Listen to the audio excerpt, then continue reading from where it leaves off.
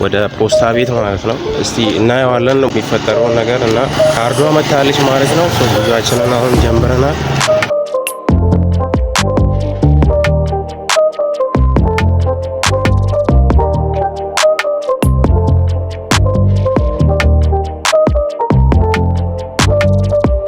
ኦኬ ካርዱን ተቀብለናል። ይሄው እንደምታዩት ፓዮኒር አካውንት ክሬት ስታደርጉ የምትጠቀሟቸውን 5 ነገሮች እነግራችኋለሁ። የመጀመሪያው የውጭ ሀገር 5 ባንክ አካውንቶች ይኖሯችኋል። ሁለተኛው ደግሞ የተለያዩ ፔመንት ሜቴዶችን ለምሳሌ ከቲክቶክ አካውንታችሁ መቀበል ትችላላችሁ። ሶስተኛው ደግሞ የፔፓል አካውንት አክሰስ ማድረግ ትችላላችሁ።